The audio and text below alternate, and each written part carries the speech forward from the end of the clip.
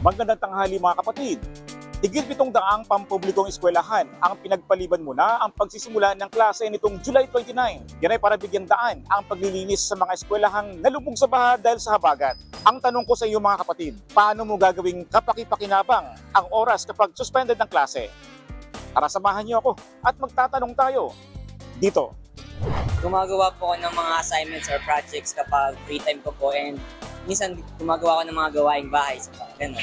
Tumutulong po ako sa aming barangay at tumutulong po ako sa aming simbahan. Sa pamamagitan po ng pagbibigay ng mga pagkain, pagre-record po ng mga documents na galing po na binababa sa aming barangay. Ginagawa ko kadalasan, nanonood ako ng mga palabas, nagbabasa ako ng mga libro, para naman hindi lang ako nakatunganga, tapos para kung nilalangaw doon naman. Ang lamig-lamig na nga ng panahon kasi wala pa akong ginagawa. Ginugugol ko po yung oras ko sa mga magulang ko. Ginagamit ko yung time na yun para makapag-bonding kasama sila. Pwedeng magluto sa bahay, pwedeng tumulong sa paglilinis, or pwedeng nakaupo lang sa sala nanonood ng pelikula kasama mga magulang ko. Tumutulong po ako sa mama ko po na nagbi-business po ng kakanin. Ayun, ginagawa kong kapaki-pakinabang yung araw ko.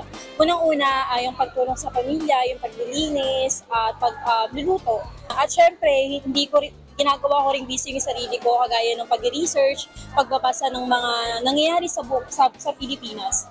Pagiging socially aware, kumbaga. Ako ang iyong hari ng bayan, ang tunay at nag-iisang pantanggal umay sa pananghalian.